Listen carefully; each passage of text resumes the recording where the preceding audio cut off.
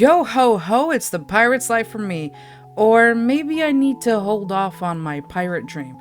I never thought I could once again sail the seven seas, the wind blowing in my hair, and channel my inner Jack Sparrow. The last pirate game that I've ever played was Assassin's Creed Black Flag. Hello, what's up, and welcome everyone. My name is Miss Quinn.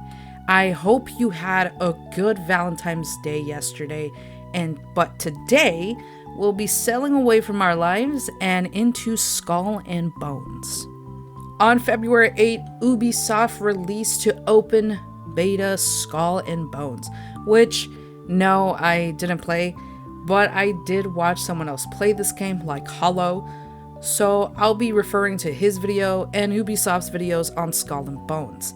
This game is available for PC, PS5, Xbox Series XS, and will be releasing on February 16, which should be tomorrow. And for those who pre-ordered, the game will be coming out on February 13, which was yesterday as of writing and recording, but not when posting this up. Sorry, guys. It's also available early for those who have bought the premium edition of the game. Now, I bet you're wondering, how much is this premium cost? Well, don't worry. If you have an extra $90 laying around, you're good to go. And the standard edition is apparently going to cost you $60, but it wasn't like that in the beginning. You see, the game had a $70 price tag, which didn't settle well for a lot of people and still doesn't seem to be settling well at all. Many going in to say that the most that they would pay for this game is $40 to $50, and many even refusing to pay anything from this. And by refusing to pay anything, I mean that one user named Mind of Captain said, "But I can't own it, so I'll just pirate it, and you need to get used to that." And I get what they meant by them saying this. I'm honestly still upset by it. If you don't know, they're referring to Ubisoft's comment on the fact that you have to get used to not owning your games. And they made up some BS excuse like, oh, you can go to our subscription service with Ubisoft Plus, and the price would always be such and such. But it's just like, we don't know if that's going to be a consistent pricing, considering that Disney Plus raised up their pricing, Netflix has raised up their pricing, everywhere has their pricing going up. So what makes us as consumers trust you that you're going to keep the same pricing available? And not to mention that, yes, they put certain games in tiers, but also what makes them think that they're not just going to suddenly decide to move it up a tier and then you're going to need to pay more in order for you to play that game in that tier. Either way, the game still doesn't look like it's worth that amount. Guys, like I said, I seen Hollow play this and it does not look like it's something that you should be like throwing $70 at this. Another ex-user even responded to Ubisoft's announcement for Skull and Bones saying, "Please tell me the beta is only 15% of the game." And I can see what he means by this. Like I said, I watched Hollow play the beta, and of course it was polished. It had that obvious AAA look to it, but does this even include the gameplay aspect to the AAA title? Well, no. Looking at the introduction of the game, it seems as though many of their Ubisoft offices worked on this game, and honestly, I'm really happy for them. I'm happy to the fact that they still have a job and are still able to, work and provide for their families and everything. They did such a great looking game with great looking waters. I mean, anyone can make another great looking pirate game. Oh wait, hold up. Yeah, never mind. I know I shouldn't compare, but I've watched my friend Jamie Sono stream Sea of Thieves on Twitch, and in my opinion, it looks as good as Skull and Bones. Sea of Thieves, of course, did release on Steam on January 3rd, 2020, and it has very positive reviews. It almost has the exact same concept of Skull and Bones, and it's almost like, honestly, it's more fun to even watch. The price of the standard edition is going to run you $40, and the deluxe edition is going to run you $50.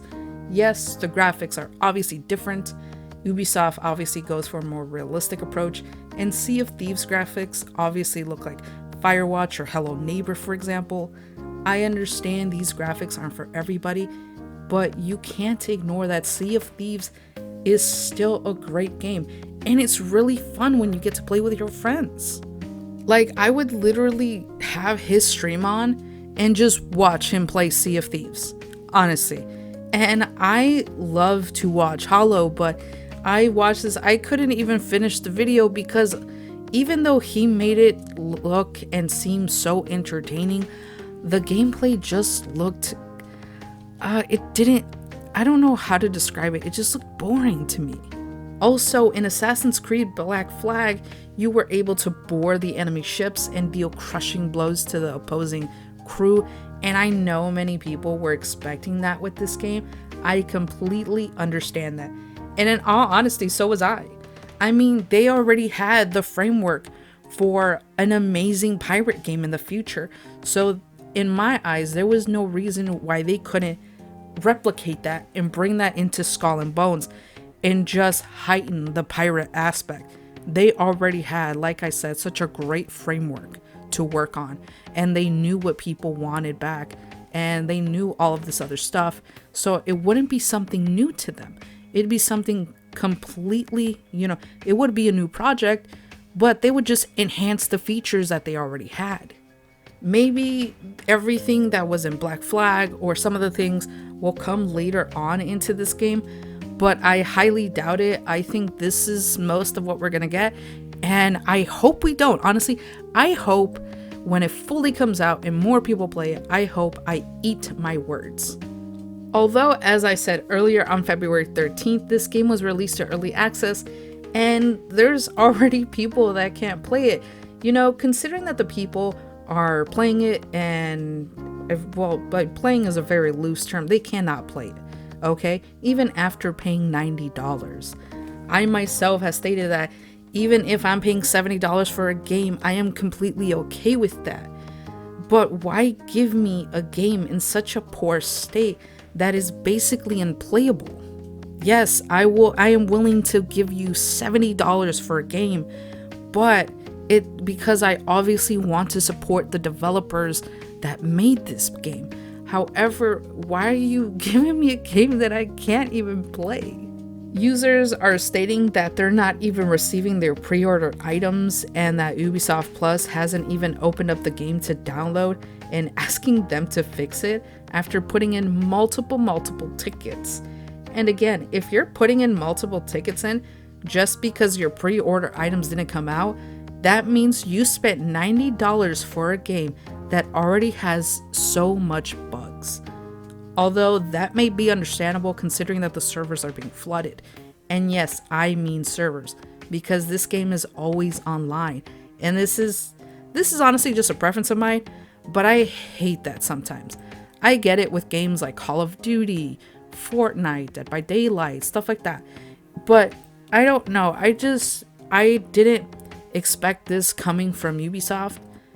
And there's some people that's like, oh, you should expect it because they probably came out with some multiplayer games.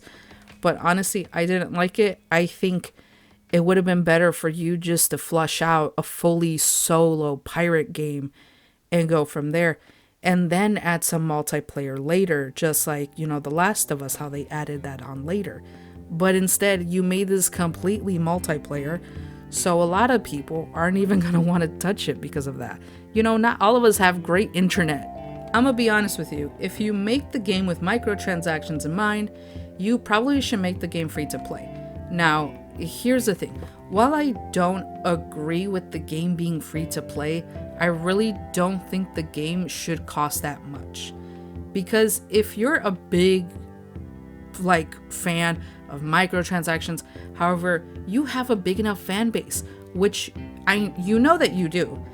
You will obviously know that they will shell out money for the game. So I honestly think you should have put in $50 for the game and just have a bunch of microtransactions. Doesn't matter. I understand that having microtransactions is a surefire way for a steady stream of income for your company, And at the end of the day, that's the goal for a company. It's income. It is consistent income. Grand Theft Auto Online has microtransactions, but it's still not as expensive as Skull and Bones. And they definitely did not claim to be a quadruple A title.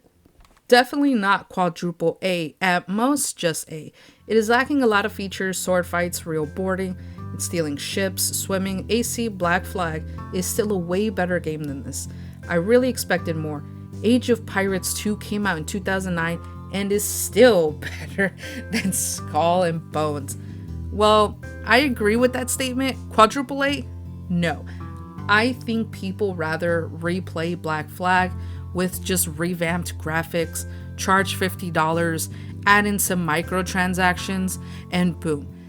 This game, from what I saw, is not worth that much money. However, I hope it gets better because so much people worked on this. They deserve to have such a great game to stand by and not have this wonky mess. Anyway, guys, thank you all so much for watching this video. If you liked this video, please let me know by clicking the like button down below and subscribe for more videos. Let me know what you think about Skull and Bones. Is it worth that much money? Are you one of the people who are, able to play this game early? Let me know. All right, guys, I love you all. Hope you had a great day yesterday, and also have a great rest of your day, guys. Bye-bye.